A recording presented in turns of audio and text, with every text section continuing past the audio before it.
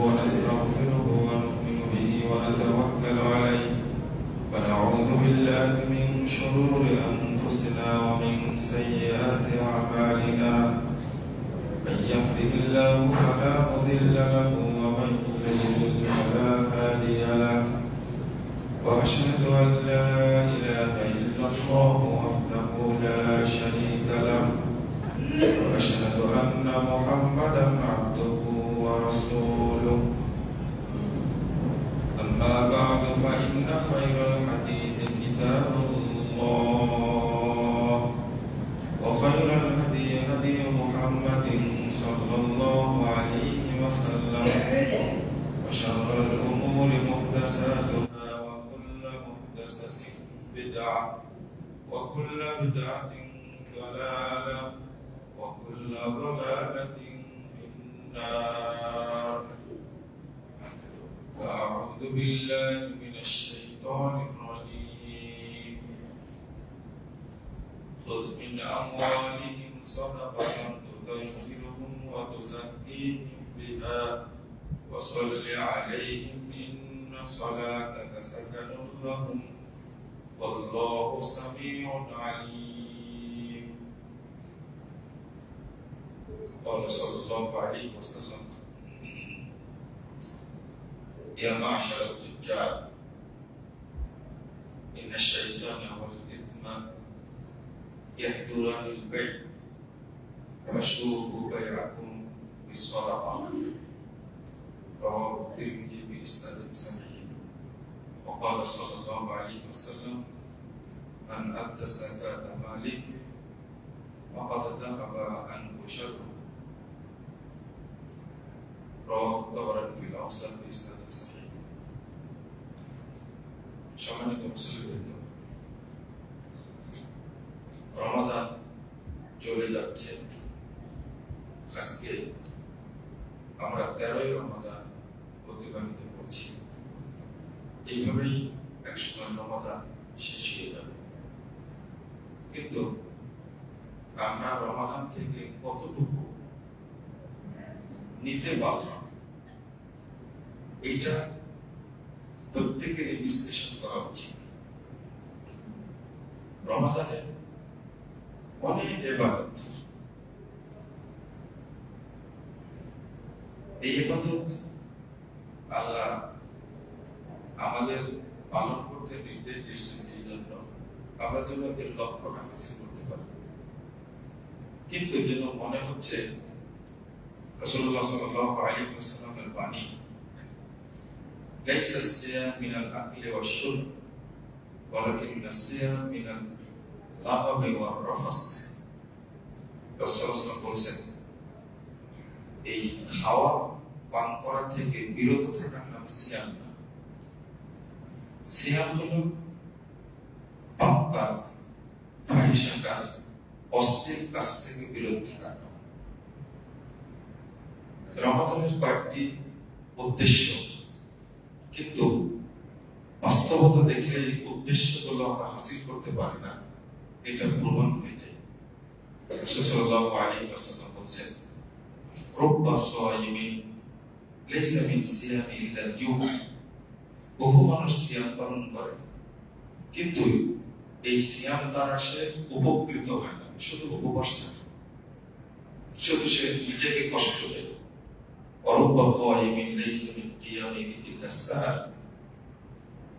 বহু মানুষ সালাত আদায় করে, রাত্রিতে তারাবি পড়ে, অনেকে তাহাজ্জুদ পড়ে, কিন্তু এর দ্বারা সে শুধু রাত্রি জাগরণ করে, কিন্তু কোনো উপকার পায়নি। এটা তো হাদিস। তো এই হাদিসটা যদি আমরা বিশ্লেষণ করি, তাহলে আমাদের সিয়াম কি বৃথা যাচ্ছে? আমাদের রাত্রের পরিশ্রম, দীর্ঘ সময় যাবৎ তারাবি পড়ছি, এটা কি আমাদের জন্য বিফলে যাচ্ছে? এটা কিন্তু প্রত্যেকের চিন্তা করার বিষয়। আরেকটা হাদিস এসেছে, রাসূল সাল্লাল্লাহু আলাইহি ওয়াসাল্লাম বলেছেন, ইয়াতি আলা-নাসি যামান, মানুষের সামনে একটা যুগ আসবে, একটা সময় আসবে,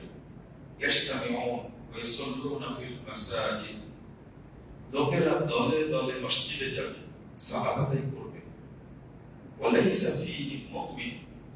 কি আশ্চর্য, অদ্ভুত! প্রত্যেকটা মসজিদ মুসল্লি দ্বারা পূর্ণ থাকবে, কিন্তু কোন মসজিদে একজন ইমানদার পাওয়া যাবে না। তাহলে সিয়ামের বিষয়টা আসলো, আবার সালাতের বিষয়টা আসলো। সিয়াম পালন করবে, কিন্তু এই সিয়াম আল্লাহর দরবারে কবুল হবে না। তারাবি পড়বে, পরিশ্রম করবে, কিন্তু তারাবি আল্লাহর দরবারে কবুল। সালাত আদায় করবে আগ্রহের সাথে, কিন্তু তারা মুমিনই না। মুমিন বিহীন কেউ যদি কোনো ইবাদত করে, তাহলে কি কবুল হবে? এক নম্বর উদ্দেশ্য সম্পর্কে আল্লাহ বলে দিয়েছেন, লাআল্লাকুম তাত্তাকুন। এই সিয়ামের বিধান দেওয়ার মূল উদ্দেশ্য হলো তোমরা যেন তাকওয়াশীল হতে পারো। এই সিয়াম যে পালন করবে সে তাকওয়াশীল হবে, এটা আল্লাহ নিশ্চয়তা দিচ্ছে। কিন্তু একটু খেয়াল করেন, এই রমজানেও যদি আপনি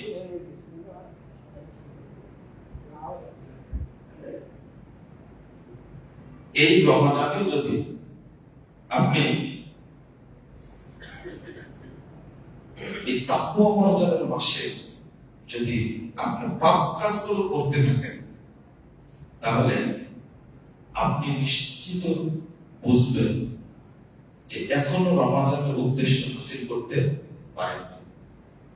আপনি রমজান মাসে হারাম খাওয়ার প্রতিযোগিতা করছেন। এখন আপনি রমজান মাসে মিথ্যা কথা বলছেন। একটা পণ্য বাজার দরে বিক্রি করবেন, কিন্তু কিনেছেন ৩০০ টাকায়, এটা বিক্রি করছেন ৩,০০০ টাকায়। আপনি এত বড় হারামখোর, নাউযুবিল্লাহ। কাকে কষ্ট দিচ্ছেন? একটা জিনিস কিনেছেন ৫০০ টাকায়, সেটা ধোঁকা দিয়ে বিক্রি করছেন ৫,০০০ টাকায়। রাসূল সাল্লাল্লাহু আলাইহি ওয়াসাল্লাম বলেছেন, মান আশরাকা ফালাইসা মিন্না। যে আমাদের সাথে প্রতারণা করে ও আমার উম্মতি না। আপনি এত উপার্জন করে কি করবেন? রাসূল সাল্লাল্লাহু আলাইহি ওয়াসাল্লাম বলেছেন, আল খুদা ফিন্নার। যে ধোঁকাবাজ সে জাহান্নাম, যে ধোঁকাবাজ সে জাহান্নাম। এত কড়া হাদিস আপনার ভিতরে এখনো কোন চিড় ধরতে পারে রমজান এসেও, তাহলে আমি কি মনে করছি যে আমার সিয়াম কবুল হচ্ছে? আপনার কি মনে হয় যে আমার তারাবি কবুল হচ্ছে? প্রশ্ন আসে না। আমি মানুষকে সাহায্য করাচ্ছি, প্রশ্ন আসে না। ইফতার করাচ্ছি, কবুল হওয়া প্রশ্ন আসে না। আমি যে বিষয়টি বুঝাতে চাচ্ছি, রমজান মাস সারাদিন সিয়াম পালন করার পরে ইফতার করে আপনি নিশা জাতীয় দ্রব্য পান করছেন। নাউযুবিল্লাহ, আস্তাগফিরুল্লাহ। এটা কিভাবে সম্ভব? রাসূল সাল্লাল্লাহু আলাইহি ওয়াসাল্লাম বলছেন,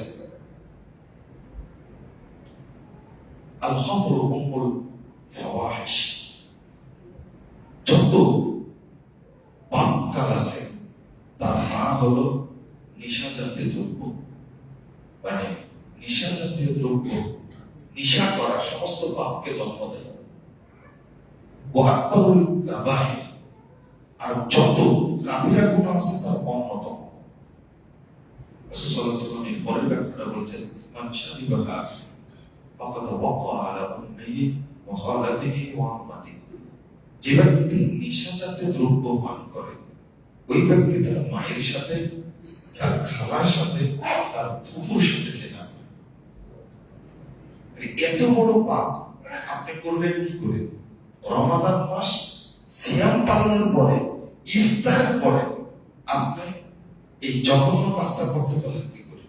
আগে মাথায় থাকতে হবে যে আপনি মদ, গাঁজা, ইয়াবা, ফেন্সিডিল, বিড়ি, সিগারেট, তামাক, জর্দা, গুল, আলাপাতা, যত রকমের অনেক নাম আছে, আমি অত নাম জানি না।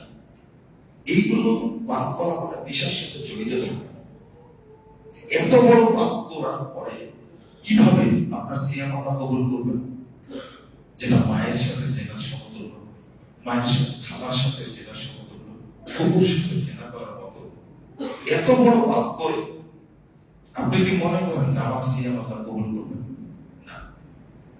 আল্লাহ রাব্বুল আলামিনের উদ্দেশ্য হলো আপনাকে যাবতীয় পাপ থেকে মুক্ত করা। একটা তাকওয়া, আর একটা হলো পাপ মুক্ত করা। 2 নম্বর হলো জাহান্নাম থেকে মুক্তি লাভ করা। 4 নম্বরটা হলো জান্নাত নিশ্চিত করা। 5 নম্বরটা হলো আপনি আল্লাহর সাথে সাক্ষাৎ করবেন। এই ব্যাপারে আপনার ফাইনাল চিন্তা করা। 6 নম্বরটা হলো আপনি রমাদান মাসের বরকত অর্জন করবেন, বরকত নেবেন। আপনি যদি এটা নিতে না পারেন, আপনি মনে করছেন আল্লাহ আপনাকে ছেড়ে দিবেন, ধরুন একটা বিষয়, অতগুলো বলার টাইম হবে না, একটা বিষয় ক্ষমা, একটা বিষয় ক্ষমা। আর একটু বলি, আল্লাহর সাথে মোলাকাতের জন্য স্পেশাল ইবাদতের নাম হলো সিয়াম। স্পেশাল ইবাদত, অন্যান্য ইবাদত করলেও আল্লাহর সাথে মোলাকাত হবে, কিন্তু আল্লাহর সাথে সাক্ষাতের জন্য স্পেশাল ইবাদত আল্লাহ দিয়েছেন, তার নাম হলো কি? সিয়াম। লিসাইমি ফারহাতা, সাইমের জন্য 2টা খুশির মুহূর্ত আছে। খুশির মুহূর্ত এক নম্বর হলো ইদা ফিতর, যখন মুমিন ব্যক্তি রমাদান পুরো শেষ করে তখন তার মনে একটা আনন্দ জাগে যে আল্লাহ আমাকে পুরো রমাদান সিয়াম পালনের তৌফিক দিয়েছেন, সুযোগ দিয়েছেন, আলহামদুলিল্লাহ। মুমিন ব্যক্তি একটা সিয়াম যদি ছুটে যায় কোনো কারণে যদি একটা সিয়াম ছুটে যায়, কেন সে খুব কষ্ট পায়, আরে কেন সিয়ামটা ছুটে গেল, আমি প্রস্তুতি নিতে পারিনি, অসুস্থ কেন করলাম, আফসোস করে। পুরো 30টা সিয়াম যখন রাখে তখন তার ভিতরে আনন্দের শেষ পেতে, আমি সিয়াম শেষ করতে পেরেছি, আলহামদুলিল্লাহ। 2 নম্বর হলো ইন্দালে ওয়াহি রব্বি, আল্লাহর সাথে সাক্ষাতের টাইমটা ওই ব্যক্তি বেশি আনন্দিত হবে। আমি যখন মারা যাব, যদি আপনার মনে আশা থাকে যে মৃত্যুর সাথে সাথে আমি আল্লাহকে দেখতে পাবো, আমি দেখতে চাই, মান আহাব্বা লিকাল্লাহ আহাব্বাল্লাহু লিকা, আপনার আমার যদি ইচ্ছা থাকে আল্লাহর সাথে সাক্ষাৎ করব, তো এর যে বেশি অপেক্ষায় থাকেন আল্লাহ আপনার সাথে সাক্ষাৎ করবেন, এই আগ্রহটা থাকতে হবে। মারা যাওয়ার সাথে সাথে যেন আল্লাহকে আমি দেখতে পাই, এইরকম আশা পোষণ করতে হবে। এই জন্য রাসূল সাল্লাল্লাহু আলাইহি ওয়াসাল্লাম মৃত্যুর মুহূর্তে দোয়া করছেন, আল্লাহুম্মা গফিরলি ওয়ারহামনি ওয়াজরিনি বিরফিকিল আলা, আল্লাহ তুমি আমাকে ক্ষমা করো, তুমি আমাকে রহম করো, আর আমার শ্রেষ্ঠ বন্ধু আল্লাহর সাথে সাক্ষাতের ব্যবস্থা করতে। এই দোয়াটা পড়া উচিত। এমনকি জান্নাতে গেলে অনেক কিছু পেলে লাগবে, কিন্তু মুমিন বান্দা আত্মাটা পূর্ণ হবে না। রাসূল সাল্লাল্লাহু আলাইহি ওয়াসাল্লাম বলছেন যে জান্নাতে অনেক কিছু পাওয়ার পরে সবচেয়ে শ্রেষ্ঠ নিয়ামত হলো আল্লাহকে দেখা, আল্লাহকে সাক্ষাৎ, তার সাথে সাক্ষাৎ। আর এই সাক্ষাতের জন্য একটা শ্রেষ্ঠ ইবাদত, স্পেশাল ইবাদতের নাম হলো সিয়াম, রমাদানের সিয়াম। অবশ্যই আল্লাহ সাক্ষাৎ করবেন। রাসূল সাল্লাল্লাহু আলাইহি ওয়াসাল্লাম বলেছেন, ফামা আউদু শাইয়ান আহাব্বা ইলাইহি মিনান নাযরি ইলা রাব্বিহি আযজা ওয়া জাল্লা, বান্দাকে অনেক কিছু দেওয়া হবে জান্নাতে, কিন্তু এর মধ্যে সবচেয়ে বড় নিয়ামত হলো আল্লাহ রাব্বুল আলামিনকে দেখা। তাই আপনি যখন একজন সিয়াম পালন করছেন, তখন কি আপনার ভিতরে মনে হয় যে আমি পাপী হয়ে আল্লাহর সাথে সাক্ষাৎ করতে পারবো? মানে পাপ নিয়ে আল্লাহর সাথে সাক্ষাৎ করা যায়? পাপ থাকা অবস্থায় জান্নাতে ঢোকা যাবে? যার পাপ আছে ও অপবিত্র, এই অপবিত্র দেহ কিভাবে জান্নাতে ঢুকবে? এই জন্য তো জাহান্নামে যারা জান্নাতে যাবে ওদেরকে আগে গোসল করায় সম্পূর্ণ শরীর ধুয়ে পবিত্র হয়ে তারপরে জান্নাতে ঢুকবে। আপনার আত্মাটা অপবিত্র, অবিষ্ট, আপনার আত্মাটা একবার নোংরা বিষয়ে ভর্তি। একবার চিন্তা করেন তো যে আমার দোয়া আল্লাহ কবুল করবেন কিনা? পাপ থাকাকালীন আল্লাহ আপনার দোয়া কবুল করবেন। আবার বলি কথাটা, পাপ অবশিষ্ট থাকাকালীন আল্লাহ আপনার দোয়া কবুল করবেন। চাওয়া, দোয়া মানে চাওয়া, আপনি চাচ্ছেন আল্লাহর কাছে, আগে চাইবেন পাপ ক্ষমা। রাসূল সাল্লাল্লাহু আলাইহি ওয়াসাল্লাম বলেছেন, কোন বান্দাকে পাপ ক্ষমা করার পরে ক্ষমা করে দিলেন আল্লাহ, এরপরে আল্লাহ তার চাওয়া কবুল করবে। আগে পাপ ক্ষমা নিতে হবে। আল্লাহ পাপ ক্ষমা নেওয়ার জন্য কয়েকটা স্তর নির্ধারণ করেছেন, কয়েকটা স্তর। এক নম্বর, রমাজান মাসে এমন একটা ফজিলতের কথা বলেছেন মুহাম্মদ রাসূলুল্লাহ সাল্লাল্লাহু আলাইহি ওয়াসাল্লাম বলেছেন, মান সামা রমাদানা ঈমানান ওয়া ইহতিসাবা গুফিরা লাহু মা তাকাদ্দামা মিন যামবিহি। রমাজানের যে সিয়াম পালন করবে পূর্বের যত পাপ সবই ক্ষমা করে দেওয়া হবে। আলহামদুলিল্লাহ। এটা সাবিরা ছোট ছোট পাপ, কিন্তু কাবিরাটা বড় পাপ। আপনি এখন চিন্তা করেন যে বিগত বছরগুলোতে 70 বছর 60 বছর যে পাপ করেছি, এই পাপগুলো আমার খাতায় আছে না নাই? আমার আমলনামায় আছে না নাই? যদি আপনি মনে করেন যে আমার পাপ বিগত বছরেও আছে, তাহলে আপনি রমাদান কাজে রাখতে পারেন।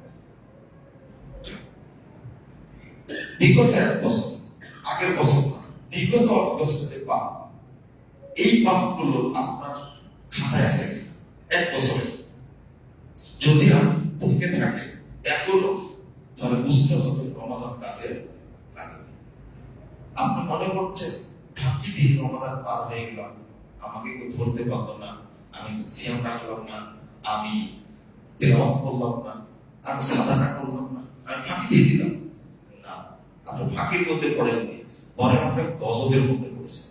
রাসূল সাল্লাল্লাহু আলাইহি ওয়াসাল্লাম বলেছেন, আমি মিম্বারে উঠলাম, জিবরিল আমিন বলেন আমিন। কি জন্য? মুস্তাদরাক হাকিমের হাদিস ৭,২৫৬ হাদিস। রাসূল সাল্লাল্লাহু আলাইহি ওয়াসাল্লাম বলেছেন, আমাকে জিবরিল আমিন এসে বলল, ও খোদা, লিমান আদরাকা রমাদান ফাকিম ফালাহ। ওই ব্যক্তি ধ্বংস হোক, ওই ব্যক্তি অপদস্থ হোক, ওই ব্যক্তি অপমানিত হোক।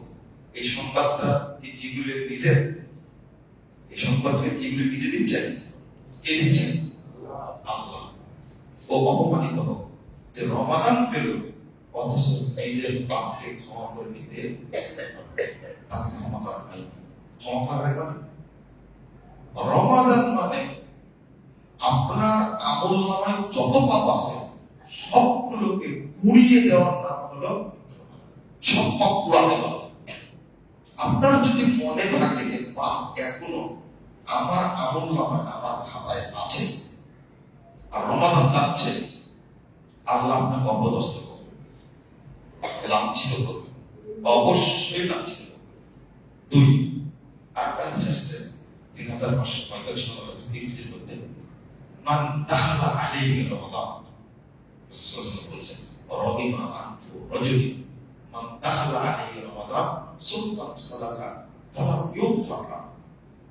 যে ব্যক্তির সামনে রমাদান আসলো আর রমাদান পেরিয়ে গেল কিন্তু তাকে ক্ষমা করা হলো না, ওই ব্যক্তির নাক যেন ছেঁচড়ে দেয়, এই যে একটু অপদস্থ হয়। এটা আল্লাহর পক্ষ থেকে লানত, এটা আল্লাহর পক্ষ থেকে লানত। শুধু রমাদান না, ছোট্ট একটা ছোট্ট, আপনি যদি কদরের রাত্রি না জানেন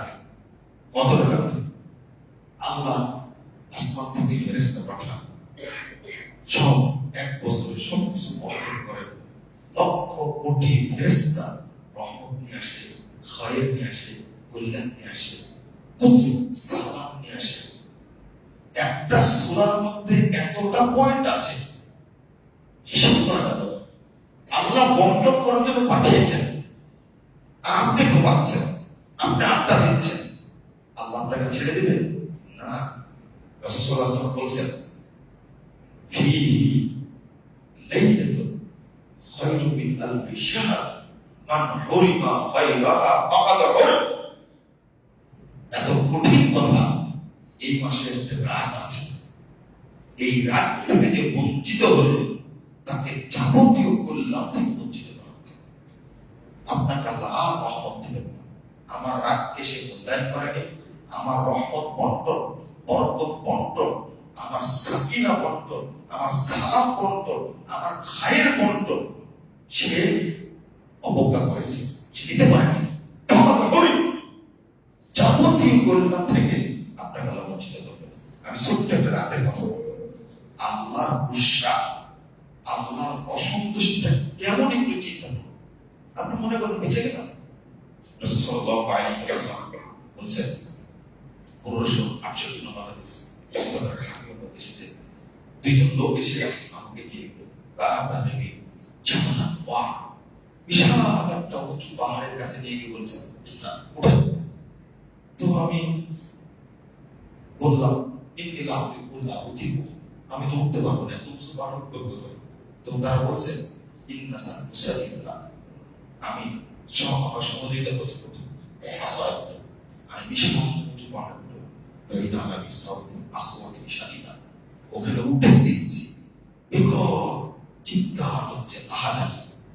আমি জিজ্ঞেস, মা হাদিল আসওয়াত, এটা বিকট আহাজারির শব্দ কেন? তখন বলেছেন, সাউদাহ নার, এটা হলো জাহান্নামীদের আহাজারির চিৎকার শব্দ। তারা হাও হাও করে চিৎকার করছে পোড়ানোর জন্য, জাহান্নামীদের পোড়াচ্ছে। তারপরে তারা নিয়ে আসলো আগামী কবি বিআরাকিবিহিম মুশাক্কাকাতুন আশদাকুহুম তাসিরু দামা তাসিরু আশদাকুহুম দামা। এরপর আমাকে নিয়ে আসা হলো এমন একটা অঞ্চলে, সেখানে দেখছি তাদের প্রত্যেকের পা উপরের দিকে উঠানো, তার নিচে তাদের মাথা, আর তাদের গাল, চামড়া সিলে কাটা হচ্ছে। তার সিল আসটা দামা, একবার স্রোতের মতো মাথা দিয়ে মুখ দিয়ে রক্ত বের হচ্ছে। জাহান্নামের একটা অঞ্চল, সেখানে দেখছি তারা এমন ভাবে চিৎকার করছে, বহু মানুষকে উপরে পা নিচে মাথা ঝুলন্ত অবস্থা রাখা হয়েছে। আমি জিজ্ঞেস করলাম, মান হাউলাই, এরা কারা? তখন তারা বলছে, হাউলাই আল্লাযীনা ইফতিরুনা ক্বাবলা তাহলিয়াতি সাওমিহিম, এরা ওই সমস্ত লোক যারা রমাদান শেষ হওয়ার আগেই খাওয়া দাওয়া শুরু করেছে, অর্থাৎ রমাদান যাচ্ছে সিয়াম পালন করে না। আল্লাহ তাদেরকে এইভাবে শাস্তি দিচ্ছেন, তারা চিৎকার করছে, তাদেরকে দেহ কাটা হচ্ছে, শিলা হচ্ছে, তাদের গাল, ঠোঁট, ঘাড় কেটে দেওয়া হচ্ছে, রক্ত প্রবাহিত হচ্ছে, তারা চিৎকার করছে। ওই সমস্ত ব্যক্তি তারা সিয়াম পালন করেন। আপনি সিয়াম পালন করলেন না, আল্লাহ আপনাকে ছেড়ে দিলেন, কে বলেছে সেটা? আপনি তো গুরুত্ব দিলেন না সিয়াম। এরপরে বলছেন, আমাকে দেখাটা হলো বহু মহিলা কিভাবে অনুবাদ করবে এই হাদিসে? উলঙ্গ মহিলা জাহান্নামের মধ্যে, তাদের স্তনগুলো বিশাল বিশাল সাপ কামড়াচ্ছে, দুধ খাচ্ছে, লুটুপুটু করে দুধ খাচ্ছে।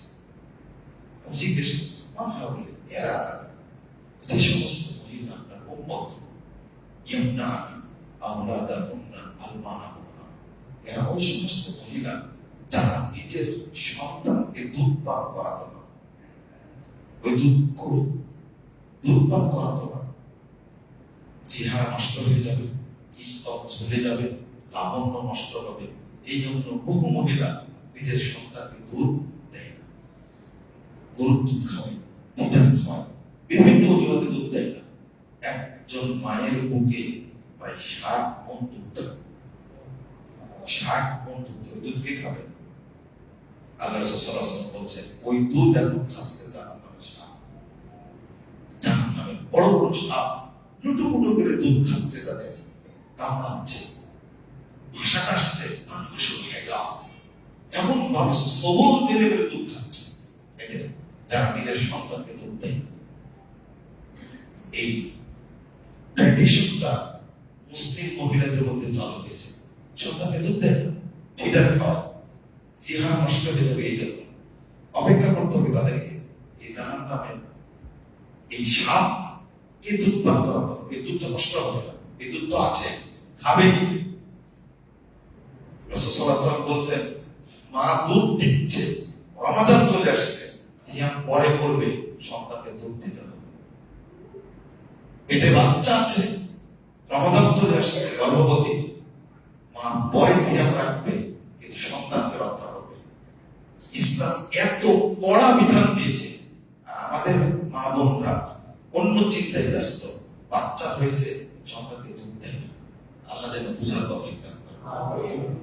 আমার যে বিষয়টা বলছিলাম আপনাদেরকে, সেটা হলো আল্লাহ একজন বান্দাকে 5 বছর 10 বছর 20 বছর আগে, 1 বছর আগে প্রতিদিন আপনাকে আমাকে আল্লাহ পাপ মুক্ত রাখতে চান। প্রতিদিন যে পাপটা যেটা সারাদিন করলো, পাপটা যেটা দেখলো, আল্লাহ রাহিমাহুল্লাহ হাদিসটাকে সহিহ বলেছেন। আল্লাহ বান্দাকে কত অবকাশ দেন, কত অবকাশ দেন। যখন আপনি ঘুমাতে যাবেন তখন সমস্ত পাপ থেকে মুক্ত হয়ে আপনার পাপের খাতায় আর পাপ নাই, এরকম নিষ্পাপ হয়ে যেন আপনি ঘুমাতে যান। আর এই ঘুমন্ত অবস্থায় যদি আপনার মৃত্যু হয়, আল্লাহ আপনাকে জান্নাত দেন। আল্লাহ চান প্রতিদিনের পাপ বান্দা কি করুন।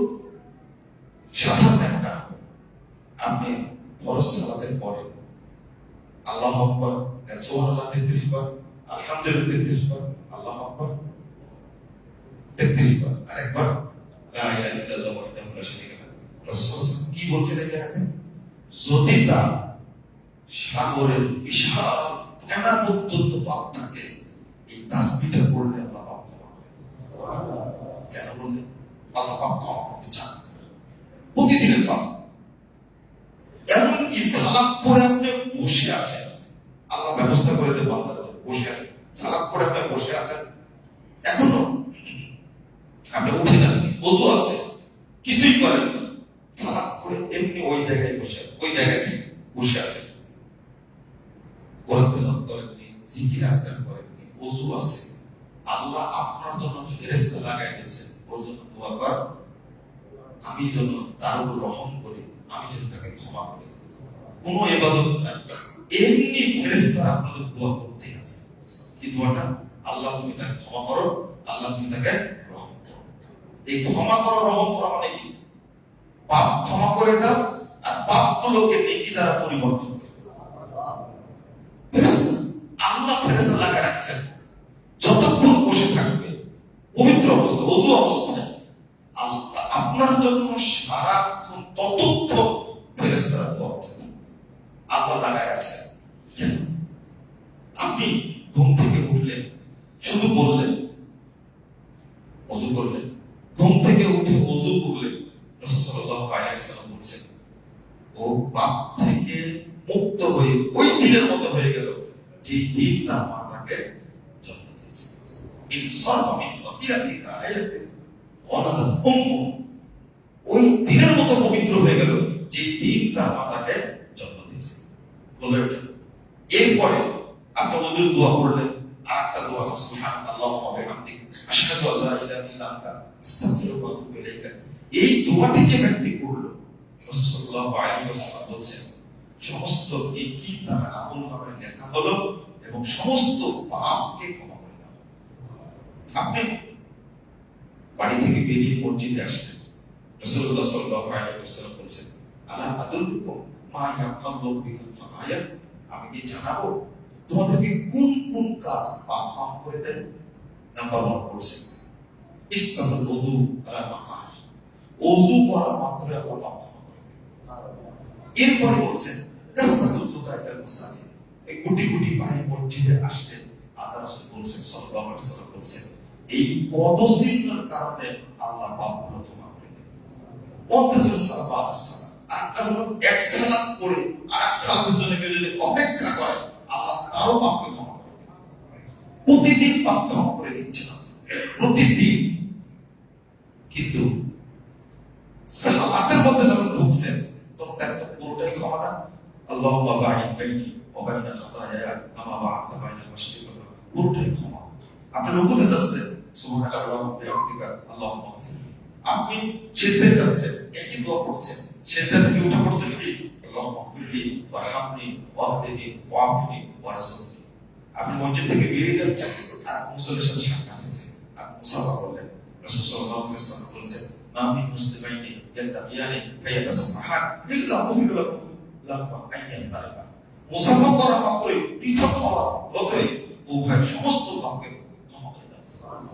মানে আল্লাহ আপনাকে যে পাপ থেকে মুক্ত রাখতে চাচ্ছে এটা আল্লাহ রাব্বুল আলামিনের কর্মসূচি, হয়তো আপনি উপলব্ধি করছেন।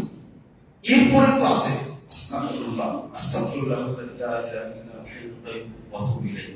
ক্ষমাতে যখন যাচ্ছেন তখন পড়ছেন আল্লাহুম্মা আনতা রাব্বি লা ইলাহা ইল্লা আনতা খালাকতানি ওয়া আনা আবদুকা ওয়া আলা আহদিকা ওয়া ওয়াদিকা। সাইয়্যিদুল ইস্তিগফার রাসূল বলেছেন এইটা পড়লে তো কোনো ব্যক্তি পাপ থাকে না। এরপর স্পেশালি যে মাসটা দিয়েছেন আল্লাহ, সেই মাসের নাম কি? সারা বছর কোন পাপ থেকে গেছে এই রমাদানে এসে যেন তার সমস্ত পাপ কি করে নেয়, ক্ষমা নেয়। আপনার রমাদান শেষে ভাববেন আমার পাপের খাতায় আর কোনো পাপ, আমার পাপের খাতায় আর কোনো পাপ নাই, যেটা আপনি নিশ্চিত হতে পারেন। এরপরে একটু কথা বলবো, এই ক্যালকুলেটে 2-3 হয়ে যাবে ইনশাআল্লাহ, একটু আপনাদের সময় নেই। এরপর রাসূল সাল্লাল্লাহু আলাইহি ওয়াসাল্লাম বলেন তো কেন তিনি এই মাসটাকে যাকাতের মাস করেছেন, কেন তিনি এই মাসটাকে সাদাকার মাস করেছেন? সহিহ বুখারী হাদিস রাসূল সাল্লাল্লাহু আলাইহি ওয়াসাল্লাম সম্পর্কে ইবনে আব্বাস রাদিয়াল্লাহু আনহু বলেছেন যে কান নবী সাল্লাল্লাহু আলাইহি ওয়াসাল্লাম আজওয়াদান নাস ওয়া আজওয়াদু মা ইয়াকুনু ফি শাহরি রমাদান। পৃথিবীতে সবচেয়ে দানশীল মানুষ ছিলেন মুহাম্মদ রাসূলুল্লাহ সাল্লাল্লাহু আলাইহি ওয়াসাল্লাম। অনেকের অনেক সম্পদ আছে কিন্তু বড় দানশীল না, কিন্তু রাসূল সাল্লাল্লাহু আলাইহি ওয়াসাল্লাম পৃথিবীর সবচেয়ে বড় দানশীল মানুষ। আর কখন ওয়া আজওয়াদু মা ইয়াকুনু ফি শাহরি রমাদান, রমাদানে তিনি সবচেয়ে বেশি দান করতেন। হাদিসের শেষ অংশ হিনা ইয়ালকা জিবরিল কানা আজওয়াদা বিল খাইরি মিনাল রিহিল মুরসালা। আল্লাহ রাসূলের কাছে জিবরিল আসতেন তখন তিনি দেখাতেন মুহাম্মদ কৃপণ না, একবারে ঝড়ের গতিতে সন্তান করে দিতেন। কেন? রমাদানকে কাজে লাগাতে আমরা জানি না। আপনি যদি রমাদানে 1 টাকা দান করেন আর রমাদানের বাইরে যদি 1000 কোটি টাকা দান করেন, তবুও রমাদানে 1 টাকা দান করার সমান নেই হবে না। এই নাম রমাদান। আপনি যদি রমাদানে শুধু 2 রাকাত সালাত আদায় করেন আর রমাদানের বাইরে যদি 2000 কোটি টাকা সালাত আদায় করেন, তবুও রমাদানে 2 রাকাতের মধ্যে সওয়াব পাবেন। আপনি একবার বলেন আস্তাগফিরুল্লাহ রমাদানে, আর রমাদানের বাইরে যদি কোটি কোটি বার আস্তাগফিরুল্লাহ বলেন, দুইটার নেকি কখনো একরকম হবে না। একবার আস্তাগফিরুল্লাহ রমাদানে করেছেন, এই নেকিটাই হলো শ্রেষ্ঠ। এই জন্য আল্লাহ রাসূল সাল্লাল্লাহু আলাইহি ওয়াসাল্লামের মাধ্যমে দানের জন্য উৎসাহিত করেছেন। রমাদানের ইবাদতটা স্পেশাল। এখানে 3টা শব্দ ব্যবহার করেছে এইটা বোঝানোর জন্য। 3টা শব্দ। এক, ইন্নাস সাদাকাতা লা তুতফিউ যুনুব কামা ইউতফিউল মা আন-নার। সাদাকা দেওয়া মাত্রই, সাদাকা একটা বাল্ব অফ করতে কতটুকু সময় লাগে? আপনারা বলেন একটা বাল্ব অফ করতে কতটুকু সময় লাগে? 1 সেকেন্ড লাগে কি? আরো কম লাগে। কোন ব্যক্তি যদি সাদাকা দান করে তাহলে 1 সেকেন্ড হওয়ার আগেই আল্লাহ তার পাপ ক্ষমা করে দেন। তুত্তু উদাহরণ দিয়েছে, আগে বলছেন সাদাকাতুস সির তুত্তু ওয়াদাবা রাব। আল্লাহ আপনার উপরে অনেক রাগান্বিত আছেন। রমাদানে আপনি সাদাকা দেন, 1 সেকেন্ড আগেই আল্লাহ আপনার রাগ যে ছিল আপনার উপরে, আল্লাহ রাগটা সাথে সাথে মানিয়ে যাবে, 1 সেকেন্ড সময় লাগবে। আর একটা হাদিস ব্যবহার করেছেন, মানুষকে যখন কবর দেওয়া হয়, জাহান্নামের আগুন দাও দাও করে জ্বলতে থাকে। এই জায়গাতে এক শব্দটা ব্যবহার করেছেন, ইন্না সাদাকাতা লা তুতফিউ আন আহলিহা হারাল কবর। কবরে জাহান্নামের আগুন জ্বলছে, কিন্তু রাসূল সাল্লাল্লাহু আলাইহি ওয়াসাল্লাম বলছেন, বাপ মায়ের পক্ষ থেকে সন্তান কেউ যদি দান করে দেয়, রাসূল সাল্লাল্লাহু আলাইহি ওয়াসাল্লাম বলছেন 1 সেকেন্ড হওয়ার আগে কবরে জাহান্নামের আগুন দপ করে দেবে। এটা হলো সাদাকার পাওয়া। এই জন্য আল্লাহ রাসূল রমাদানে বেশি সাদাকা করতেন। কিন্তু আমরা এক জায়গায় ধরা খেয়ে যাই, একটা হলে সাদাকা দিই, কিন্তু সাদাকা আদায় হচ্ছে কিনা সেই খেয়ালটা করি না। যাকাত দেই, এটা যাকাতের মাস, যাকাত দেই বিধানের প্রতিষ্ঠানে, যাকাত আদায় হচ্ছে কিনা খেয়াল করি না। অধিকাংশ মানুষ যাকাত দেয়, 10 লাখ টাকা যাকাত বের হয়েছে, 5 লাখ টাকা চাউল কিনেছে, 5 লাখ টাকা শাড়ি কিনেছে, আর 5 লাখ টাকা খাবার দিচ্ছে। যাকাত আদায় হবে, টাকাই দিতে হবে, টাকাই দিতে হবে। 3 মাসে 1500 টাকা আপনি ফেতরার টাকাটা টাকা দেওয়ার জন্য ব্যস্ত। কয় টাকা? 3 কেজি চাল 5 জন সদস্য, 3 মাসে 1500 টাকা, এটা টাকা দেওয়ার জন্য ব্যস্ত হয়ে পড়ে। আর যাকাতের ক্ষেত্রে আপনি কি দেন? শাড়ি কোনদিন কবুল হবে, এটা নিশ্চিত থাকবে। যাকাত টাকা দিয়ে আদায় করতে হবে, যাকাত টাকা দিয়ে আদায় করতে হবে, যাকাত টাকা দিয়ে আদায় করতে হবে। আর ফিতরা চাউল দিয়ে আদায় করতে হবে, আর আদায় করতে হবে। আল্লাহ কিন্তু আমার প্রতারণা, আপনার প্রতারণা বুঝেন। গরিবের উপকার করার জন্য 1500 টাকা দিতে যাচ্ছেন, আপনি ফিতরা দেবেন না চাউল দ্বারা। আবার যেখানে বলা হয়েছে টাকা দিয়ে যাকাত দিতে হবে, সেখানে শাড়ি কিনছেন 1500 টাকা দিয়ে কতটুকু উপকার হবে? আপনার 10 লাখ টাকা 20 লাখ টাকা বেশি উপকার হবে। কম্বল কিনে দিচ্ছেন, মশারি কিনে দিচ্ছেন, না, যাকাত আদায় হবে না। আর বেদাতি প্রতিষ্ঠানে যাকাত দিবেন না, জায়গা মতো যাকাত দিবেন। আল্লাহ যেন আমাদের বোঝার তৌফিক দান করেন। আমরা মানুষদেরকে বলছি যে বাংলাদেশ জমিয়ত আহলে হাদিসের জমিয়ত কল্যাণ ফান্ড গঠন করা হয়েছে। এই প্রতিষ্ঠানের মাধ্যমে দাওয়াতি কাজ হবে, এতিম প্রতিপালন হবে, দরিদ্র মানুষদের প্রতিপালন করা হবে। আপনারা আলহামদুলিল্লাহ এই ঢাকা দক্ষিণ থেকে জমিয়ত সম্মেলনে অনেক বড় অনুদান দিয়েছেন, আলহামদুলিল্লাহ অনেক বড়। আমরা মনে করি আমরা প্রত্যেকে এই জমিয়ত কল্যাণ ফান্ডে আপনার যাকাতের একটা বড় অংশ দিবেন, যেন দাওয়াতি কাজটা করা আমার জন্য সহজ হয়। এটা অনুরোধ করলাম আপনাদেরকে। কিন্তু সাথে সাথে আমাদেরকে না দিলেও, জমিয়তকে না দিলেও, আপনি বেদাতি প্রতিষ্ঠানে যাকাত দিলে, মাজারে, কবরস্থানে, খানকায়, দরগায় যাকাত দিলে আপনার যাকাত কবুল তো হবেই না, আদায় তো হবেই না, বরং পাপ হবে। আল্লাহ যেন আমাদেরকে বোঝার তৌফিক দান করেন। আমিন। আল্লাহ রাব্বুল আলামিন যেন আমাদের সকলকে এই রমাদানের ওসিলায় জান্নাতুল ফেরদাউসের মেহমান হিসেবে কবুল করেন। আমিন। আল্লাহ যেন আমাদের সকলকে, আমাদের খাতায় যত পাপ আছে, এই রমাদানের ওসিলায় সমস্ত পাপ যেন ক্ষমা করে দেন। আমাদের আমলনামায় যেন কোনো পাপ না থাকে। আল্লাহ তোমার কাছে দাবি, এই রমাদানের ওসিলায় তুমি আমাদের খাতার যত পাপ আছে সবই তো মিটিয়ে দাও, সবই ক্ষমা করে দাও। আমিন।